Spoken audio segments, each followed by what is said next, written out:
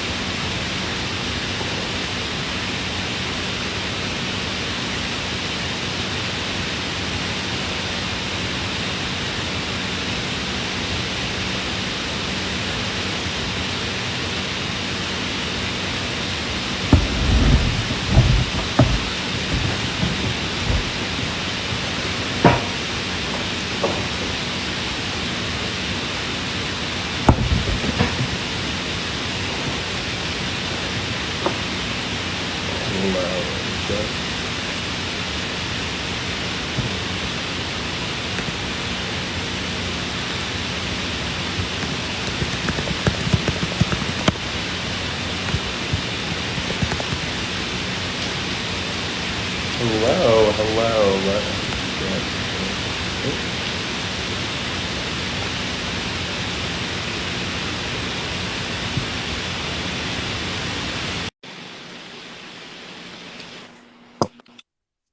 Hi, Oh, hello. How are you? I'm good. How are you? I'm doing well. I'm doing well. It is a very, very hot day in New York, but I am I so. know, I heard. But yeah, I am so excited to have you. So just to start, hi everyone. My name is Michael Cuby. My pronouns are he, him, and I am the editor at large for Condé Nast's Them, their LGBTQ platform, as well as an entertainment writer for Nylon. And I am so excited to welcome you all to our Pride Instagram Live with one of our amazing guests and performers for Human Bio Orientation's Pride 2021. So, everyone, please welcome Kehlani. Hi. How are you? How are you doing today? I'm good. How are you?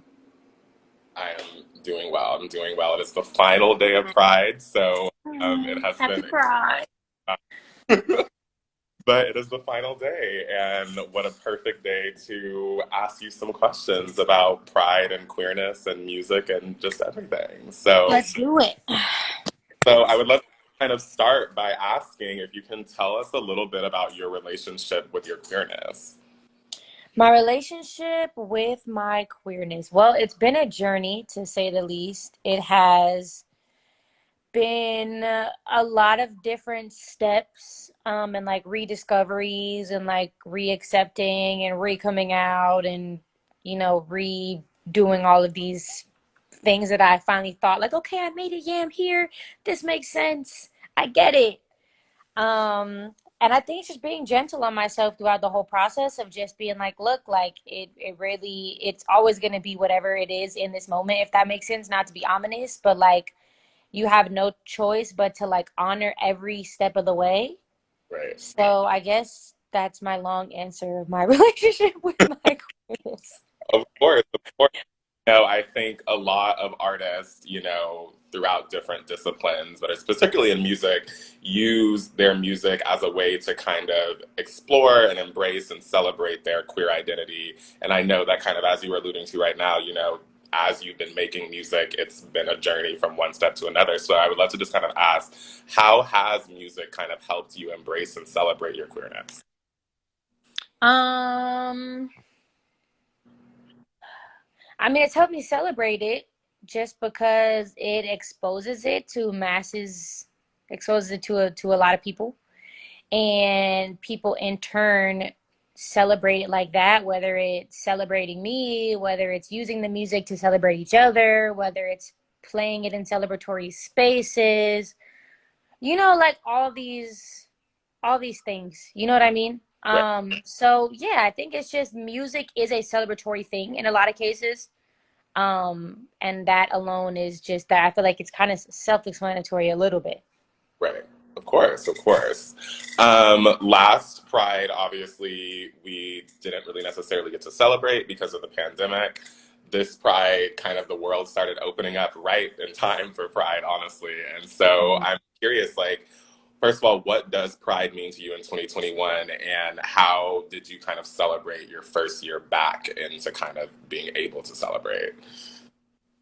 I wouldn't even get to say that like I truly got to celebrate because I'm spoiled and I'm from the Bay Area and I've come from celebrating so much like just every single year being this largely massive huge pride parade that like people fly in from all over the world and like I've been going since I was a kid with like my uncle and it was different for me to celebrate it inside, but I also am really sending my love to people in heavily COVID affected families and communities with not the resources to be able to even think about getting through COVID, let alone celebrating Pride. Um, so really my heart goes out to those people, people stuck inside with not so accepting families, people stuck in scenarios they can't leave the house for, and being outside and being at Pride is their only way of being able to celebrate with people that they feel safe with. But as far as me celebrating, I think it's just like keeping my prayers out for everyone and like donating when I see people need resources and helping out where I can and like supporting the homies and things like that. And I've gotten to do all of these like cool performances for different platforms. So that's felt pretty celebratory, but I don't feel like I've properly had a big pride run. Right. I mean, all that stuff is like equally important, if not more. So like that's also such a great way to kind of tap into that spirit of pride. Yeah. So, I mean, I know that you have been kind of working in the studio. Can you tease the fans with anything that you have in the works right now and kind of let us know what we can expect regarding new music in the future? I have a lot of music on the way. I have been nonstop working almost since the day I released my last album.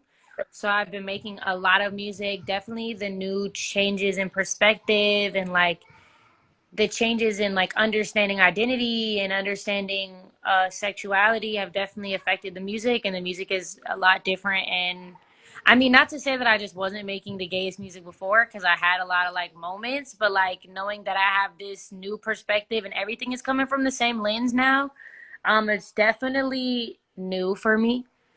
Right. Um, but I hope that people enjoy it. It's on the way. It's coming. I'm teasing it very much more than I would normally right now, but I have a lot of music on the way. But we are all anxiously waiting. And again, kind of talking about the world opening back up and you know, that it is, how are you personally feeling about kind of getting back onto the road and being able to actually perform for, in-person audiences again and capture on that energy? I am really excited to get on the road. Of course, there's like everybody has tour plans right now. Pretty much everyone who was gonna tour before is planning on touring again.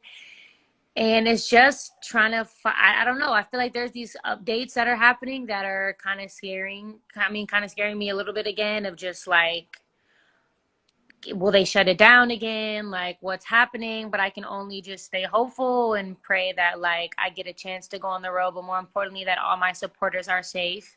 Right.